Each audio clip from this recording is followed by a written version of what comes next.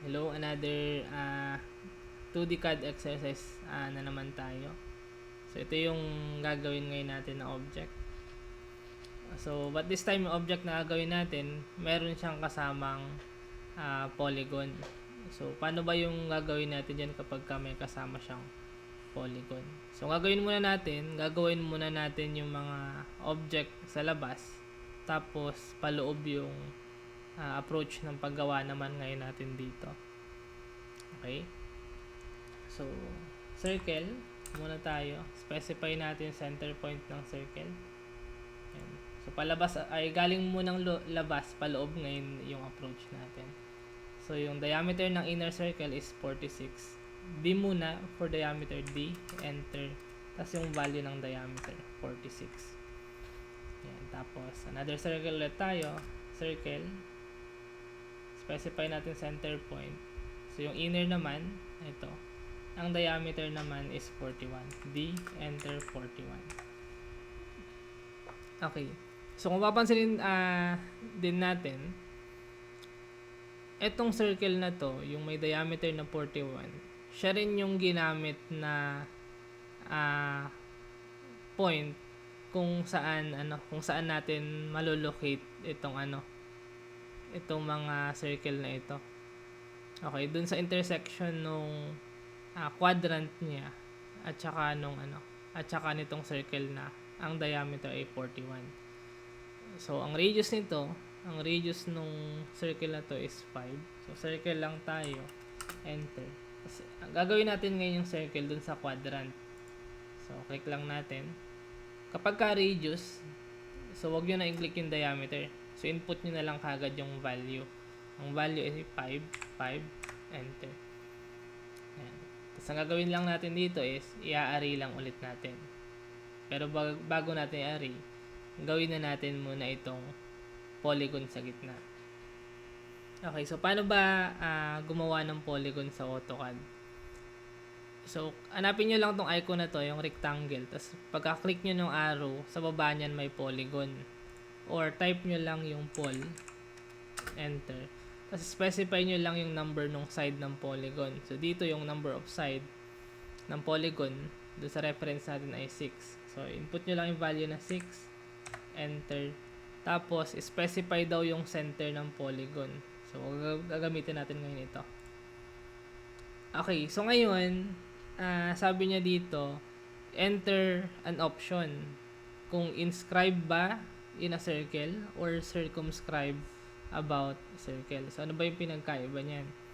So, dun sa reference natin, yung dimension na nakalagay, kung papansinin ninyo, is nandun sa edge ng polygon. Okay? Kapag ka nasa edge ng polygon, yung sukat, ibig sabihin yung arrow nasa edge ng polygon, ito ay naka-inscribe or ibig sabihin, nasa loob siya ng circle. Okay? Kapag ka naman yung dimension galing sa side, ang binigay niyang dimension is galing sa side ng circle or ng polygon, ibig sabihin, naka-circumscribe to. Or ibig sabihin, nasa labas yung polygon ng circle. Okay, so inscribe ngayon yung select natin. Okay, kung papansin nyo dito, yung green line natin mula dun sa center papunta dun sa edge. So, ibig sabihin, radius yung hinihingi niya. Okay, sabi niya dito, specify radius of circle. So, ang radius na gagamitin natin, 23. So, ang kalahati niyan is 11.5. So, input nyo lang yung value na 11.5. Enter. Okay, so ito na yung ating polygon. Okay, next natin gagawin, ito. So, gagawin lang natin dyan, yung mga leg niya. Gawa muna tayo ng line. Tapos, so, click lang natin yung quadrant. Tapos, ilagpas lang natin. Tapos, i-trim na lang natin mamaya.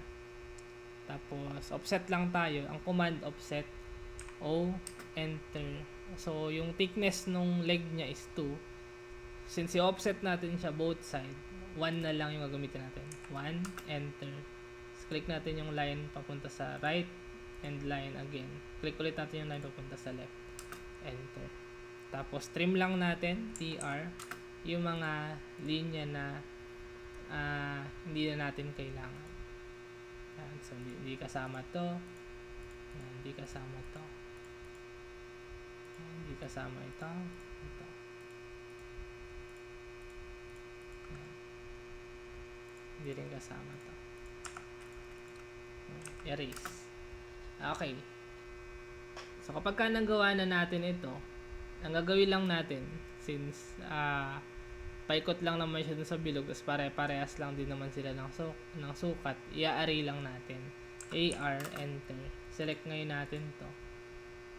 Enter. Tapos, polar array. Tapos, ang hanapin natin na axis of rotation, ito. Tapos, yung number of items is 6. Ayan, 6 lang. Tapos, close lang natin. Ayan. Okay, so yung sunod natin gagawin is iti-trim na ngayon natin to. TR, enter. Ayan, trim na ngayon natin yung mga linya na hindi naman nakalagay dun sa reference. Ayan. Okay, so ngayon i-hatch na natin. So hatch natin. Check nyo muna yung detalye kung kamukha na ba nung ng reference ninyo yung ginagawa ninyo. Ayan, so hatch. Tingnan nyo lang yung kulay, kung ano yung kulay. Tapos select lang natin to. Tapos close ngayon natin. Okay. So kung papansin ninyo, na-hatch halos yung buong drawing natin. Tapos may naiwan lang na ganitong portion. So kaya nangyayari to, kapag ka yung object natin naka-array pa. Control Z. So, kapag ka naka-array kasi, ibig sabihin, naka-group pa naka-group pa siya. So, ang gagawin lang natin, i-ungroup natin siya. I-explode lang natin.